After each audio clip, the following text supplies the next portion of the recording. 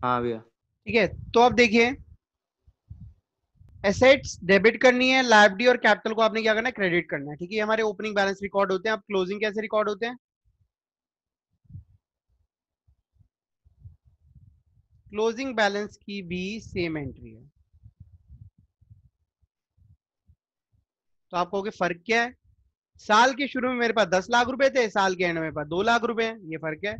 यहाँ पर opening values आ जाती हैं ओपनिंग एंट्री के अंदर। ठीक है, और यहाँ पे क्लोजिंग वैल्यूज आती हैं। ओपनिंग बैलेंस के लिए हम कौन सी एंट्री पास करते हैं, ये भी लिख लेना। ओपनिंग बैलेंस के लिए हम पास करते हैं ओपनिंग एंट्री, और क्लोजिंग बैलेंस के लिए हम पास करते हैं क्लोजिंग एंट्री। एंट्री बिल्कुल सेम रहती है, सिर्फ फिगर्स का डिफरेंस आ जाता है। और इसी बात पे हम ऐसा क्या करने वाले हैं, अब हम ओपनिंग एंट्री पास करेंगे। जो चिंटू का बिजनेस था, मैं उसकी अकाउंटिंग करने जा रहा हूँ।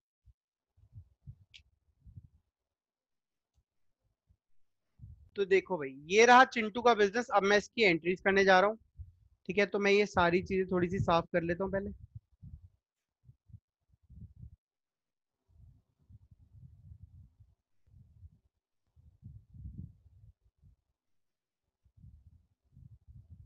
ये यहीं पे एंट्री कर देता हूँ।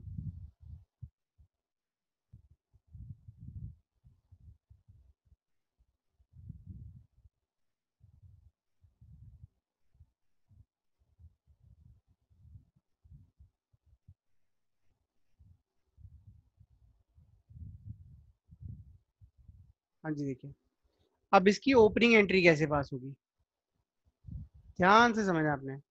ओपनिंग एंट्री, सभी एसेट्स को आप डेबिट करेंगे, सभी एसेट्स को। और एसेट्स कौन कौन सी? सबसे पहली कैश अकाउंट डेबिट। ठीक है, कितने से? 2 लाख रुपए कैश है। फिर नेक्स्ट एसेट है हमारी बैंक अकाउंट डेबिट, 50,000 डेबिट हो जाएगा, ये भी एसेट है। स्टॉक, स्टॉक क्या है? गुड्स का स्टॉक, ये भी एसेट है, डेबिट, 1 लाख।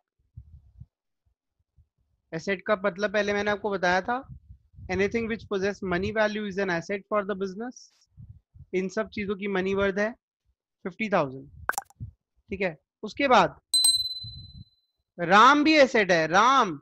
लेकिन राम के आगे मैं अकाउंट नहीं लिख रहा। क्यों? या तो अगर अकाउंट लिखना है तो राम से अकाउंट लिख सकते हो, राम अकाउंट नहीं होता, राम से अकाउंट होता है। कि किसी भी पर्सन के नेम के आगे अकाउंट लिखना है तो एपोस्ट्रोफी एस लगा के आपने लिखना है 10,000। या फिर आप सिर्फ लिखते हैं जैसे राम अकाउंट, या फिर शाम लिख दिया मैंने, सिर्फ शाम डेबिट कर दो, नाम के आगे अकाउंट नहीं लगाना, 10,000। ठीक है, तो यहाँ पर भी हम ये रब कर सकते हैं। ठीक है, ये रब कर देते हैं, राम लिखते हैं सिर्फ। अब ये सारी एसेट्स डेबिट होगी। अब हम लाइबिलिटीज की बात करते हैं, इनको क्रेडिट करते हैं। लाइबिलिटीज में क्या है? आउटस्टैंडिंग एक्सपेंस, जो खर्चा अभी हमने पे करना है, करा नहीं है, उधार, ये लाइबिलिटी का पार्ट है, 20,000 यहाँ आ गया। उसके बाद क्रेडिटर्स, क्रेडिटर्स में किन किन को हमने पैसे देना है? ए को और बी को देना है, 5,000 और 15,000। अब ध्यान से देखना, इनका टोटल कितना आ रहा है। ठीक है, इसका टोटल 4,20,000 आ रहा है, और लाइबिलिटीज का टोटल कितना आ रहा है? 40,000।